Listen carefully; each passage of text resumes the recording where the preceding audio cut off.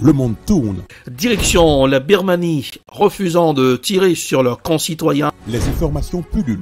Tout de suite, voici les informations. C'est le moment d'ouvrir la page internationale avec Erlichi Dorelas depuis Boston, Massachusetts.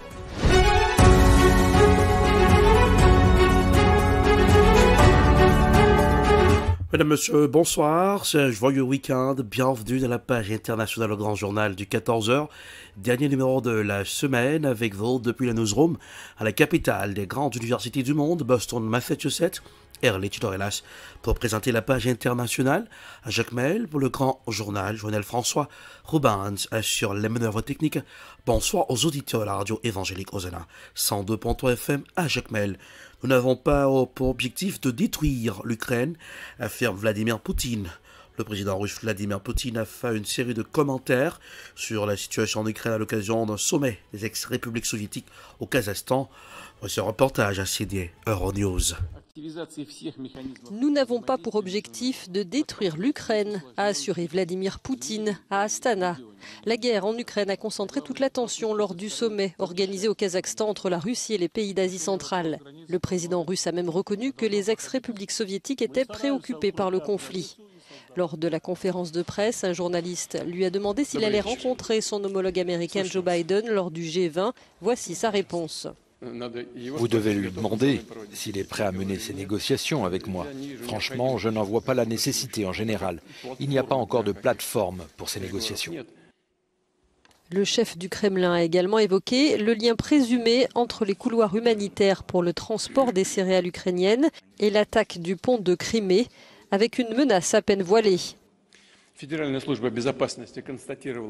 Les services de sécurité russes ont noté qu'il semble que la soi-disant cargaison, on peut dire qu'il s'agit d'explosifs, a été envoyée par mer depuis Odessa. Mais ce n'est pas encore vérifié. Si cela a été fait avec l'aide de cargos transportant des céréales, s'il s'avère que le couloir humanitaire est utilisé pour commettre ces attaques terroristes, cela remettra évidemment en question l'existence de ce couloir humanitaire. Vladimir Poutine a aussi dit ne pas prévoir dans l'immédiat de nouvelles frappes massives sur l'Ukraine, ni d'élargir la mobilisation qu'il a ordonnée pour faire face au revers de son armée. La Corée du Nord s'est livrée de nouvelles démonstrations de force militaire les 13 et 14 octobre. Pyongyang affirme répondre à des provocations de la part de Séoul. Selon l'agence officielle nord-coréenne KCNA, un missile balistique a été tiré en direction de la mer la nuit de jeudi à vendredi en réponse à un exercice d'artillerie de la Corée du Sud. Voici un reportage à signer RT. Dans la nuit de jeudi à vendredi, Pyongyang a tiré de nouveaux missiles balistiques à longue portée en direction de la mer du Japon. Une manœuvre en réponse à un exercice d'artillerie sud-coréen, a indiqué l'agence officielle nord-coréenne KCNA. 10 avions de combat nord-coréens ont également survolé une zone située à 25 km de la frontière entre les deux pays. C'est en tout cas ce qu'affirme l'état-major sud-coréen, cité par l'agence de presse Yonhap. Ces avions auraient franchi une zone de reconnaissance, ce qui a entraîné une réponse immédiate de Séoul, toujours selon l'agence sud-coréenne. Une démonstration de force, durant laquelle 170 tirs d'artillerie ont été effectués. Des frappes qui ont franchi une zone dite tampon, atterrissant dans les eaux au large des côtes est et ouest de la Corée du Sud. Un nouvel épisode dans l'escalade des tensions qui agitent la péninsule depuis quelques semaines, qui a fait réagir le président sud-coréen.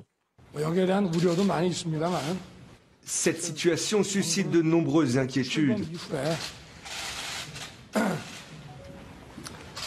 Mais le gouvernement a fait de son mieux pour se préparer pleinement à de telles provocations du Nord depuis l'inauguration du nouveau gouvernement.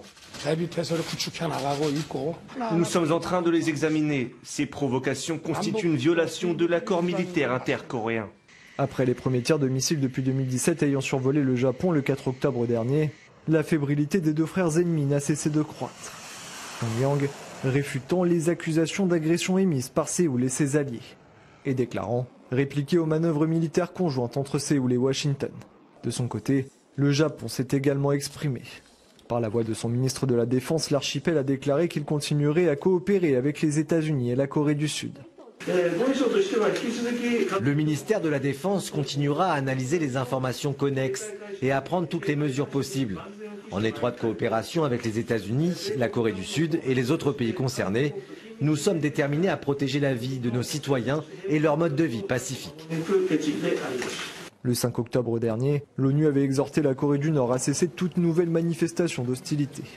Le samedi suivant, Pyongyang avait tiré 2 nouveaux missiles. Conscient que les manœuvres militaires conjointes des États-Unis, de la Corée du Sud et du Japon seront perçues comme une menace stratégique par Pyongyang, Séoul et Washington anticipent d'ores et déjà une reprise du programme nucléaire militaire nord-coréen. Soudan, 4 morts dans les affrontements interethniques. Les manifestations ont appelé à l'unité et à la fin du tribalisme dans ce pays. Voici un reportage signé Africa News. Les violences entre des membres de l'ethnie Haoussa et ceux de la tribu Al-Hamaj dans le village Ouad Al-Mahi, dans le sud de l'état du Nil bleu au Soudan, ont coûté la vie à au moins 4 personnes. D'après le bilan communiqué par un chef de tribu et une source médicale jeudi, alors que les affrontements se poursuivaient encore. En septembre, déjà, les violences interethniques dans la région avaient fait 18 morts, alors qu'en juillet, les combats entre les Haoussa et d'autres groupes ethniques avaient coûté la vie à 100 personnes et fait de dizaines de blessés. Des Haoussa réclamaient justice. La demande de la création d'une autorité civile par cette ethnie aura été le point de départ de ce cycle de violence. De plus en plus de voix appellent à l'unité et à la fin du tribalisme dans cette région soudanaise.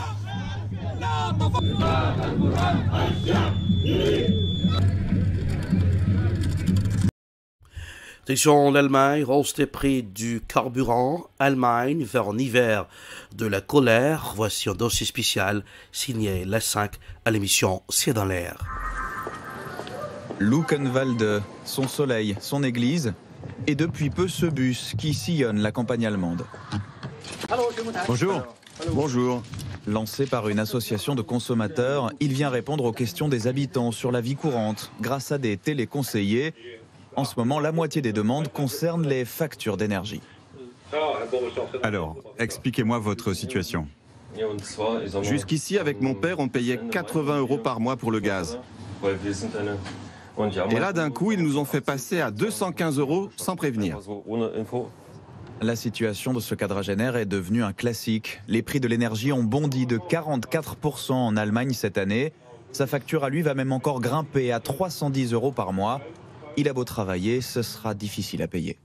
J'espérais qu'ils me disent éventuellement quel autre fournisseur pourrait être moins cher. Mais apparemment, si je vais ailleurs, ce sera encore plus cher. Et est-ce qu'il y a d'autres solutions? Non, pas de solution. C'est effrayant. Il va faire de plus en plus froid et moi j'aimerais bien vivre, pas juste survivre. Des familles comme celle-ci, qui n'avaient jamais appelé à l'aide jusqu'ici, derrière son écran, le conseiller en voit défiler de plus en plus. Tout s'additionne et les revenus, eux, n'augmentent pas. Donc il ne reste plus grand-chose pour vivre et pour certains, ça devient très juste, même avec 2 salaires. On n'a jamais connu un phénomène d'une telle ampleur. Sur le marché de Luckenwalde, la prospérité allemande semble déjà sur la pente descendante. Je vous mets autre chose? Merci, ce sera tout. 9,50 s'il vous plaît. Employée d'un cabinet de géomètre, jamais Catherine n'aurait pensé devoir surveiller à ce point un jour chacune de ses dépenses. Les fruits, les légumes, le beurre, tout est devenu plus cher. Cette année, on fait beaucoup plus attention. J'achète moins de produits de marque, par exemple. Les prix de l'immobilier ont augmenté aussi. Au bout d'un moment, plus personne ne peut supporter ça. Certains ne peuvent déjà plus payer. Pour la classe moyenne, ça devient compliqué. Les prix alimentaires ont augmenté de près de 20% en Allemagne. Et notamment le pain, dont le prix a doublé, explique ce retraité. Il n'en achète plus qu'une moitié. 2,50 € pour un demi-pain. C'est devenu vraiment cher. Ces dernières semaines, l'Allemagne a d'ailleurs été confrontée à une fronde des boulangers, mis en grande difficulté par la hausse des prix du gaz et de l'électricité. Tobias Exner possède 36 points de vente dans la région. Ici, on fait 4 à 7 000 pains par jour, et tout à la main. Au printemps, il a changé ses fours pour de nouveaux modèles, 25% plus économes. Mais malgré cela, le compte n'y est pas. Chez nous, en 2 ans, le prix de l'électricité est passé de 3 centimes à 30 centimes du kilowattheure. Et on craint que ça augmente encore et qu'on ne puisse plus rentrer dans nos frais.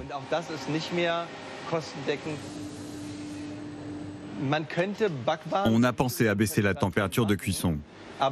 Mais si on ne chauffe pas très fort, le pain n'a pas de croûte. Et la croûte, c'est ce qu'il y a de meilleur dans le pain. Vous le savez bien, vous, les Français. Le prix de la farine a lui aussi triplé. Alors, comme d'autres boulangers, Tobias Exner a fait le mois dernier la grève de l'éclairage. Une journée à servir ses clients dans le noir pour alerter sur le risque de faillite. Le gouvernement allemand a bien promis 200 milliards d'euros pour plafonner les prix de l'énergie, mais pas avant début 2023. Il n'arrête pas de reculer les échéances. Et c'est ça qui est dangereux. Plus la situation empire, plus la colère monte. Il faut que les politiques fassent quelque chose, mais ils ne comprennent pas le problème visiblement. Donc il faudra leur faire comprendre par des manifestations. Un hiver de récession et de manifestations guette donc outre-Rhin. Premier cortège prévu à Berlin, mercredi prochain. Zoom sur le monde, que se passe-t-il dans le monde? Les référendums dans les régions de l'Est de l'Ukraine, le rattachement à la Russie, est-ce que ces référendums ont été démocratiques? Écoutons un extrait sur François. Alors, c'est un référendum donc qui a eu lieu qui s'est tenu entre le 23 et le 27 septembre dernier. C'était les 4 jours pendant lesquels ce référendum était organisé. Il était organisé aussi bien en Fédération de Russie que sur le territoire des 2 oblasts du Donbass, que sont les régions de Lugansk et de Donetsk, ainsi que dans les 2 régions du sud de l'Ukraine, qui sont les régions de Kherson et de Zaporozhye. Donc voilà pour la situation géographique de la chose. Et ce référendum se déroulait, encore une fois, sur les 2 territoires, car il y a des millions de réfugiés ukrainiens qui sont aujourd'hui à Moscou, à Saint-Pétersbourg, à Volgograd, ou dans d'autres villes encore. Et dans ces villes même étaient organisés des bureaux de vote pour que les gens puissent exprimer leur vote, leur choix, lors de ce référendum. Et les autres bureaux de vote étaient installés dans les régions dont il est fait état, dont il était question donc de voter pour le rattachement ou non, car vous avez parlé tout à l'heure d'annexion, donc il est évident que les gens que nous avons rencontrés ne considèrent pas cela comme une annexion, mais comme un retour à la mère patrie. Ça, c'est vraiment un point important, parce que vu d'un point de vue juridique occidental, il est certain que cela ressemble à une annexion. Vu sur le terrain et en écoutant les gens, en les voyant pleurer de joie de retrouver leur Russie natale, pour beaucoup, c'est un tout autre point de vue que l'on a pu examiner. Alors ça c'est la vision on va dire humaniste, et c'est la vision humaine. Déjà, est-ce que vous pouvez nous parler de la base juridique sur laquelle on se fonde pour faire un tel référendum? Alors il y a 2 points de vue. Il y a soit donc la défense de l'intégrité territoriale des États, soit la volonté populaire. Donc c'est effectivement un point ou l'autre qui est en considération. Du point de vue évidemment de Kiev, c'est le non-respect de l'intégrité territoriale qui est en cause dans ce référendum, et cela constitue pour eux donc un casus belli quasiment. Une annexion illégale, on va dire, un casus belli. Absolument, c'est le terme. Ainsi s'achève la page internationale pour aujourd'hui. Merci de l'avoir suivi. La production est signée Ed Prod, réalisation Télébel Top, pour le compte de la radio évangélique Hosanna 102.3 FM à Jacques Mel, pour présenter la page internationale et Arletty Dorelas depuis Boston, la capitale des grandes universités du monde. Coup d'œil sur la météo pour ce aujourd'hui. En ciel sans soleil. Ah oui, il pleuvait ce matin.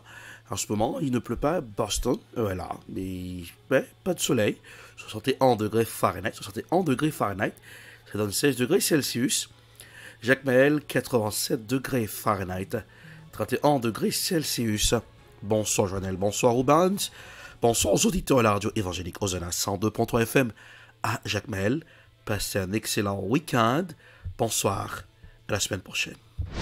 C'était la page internationale avec Erlich Dorelas.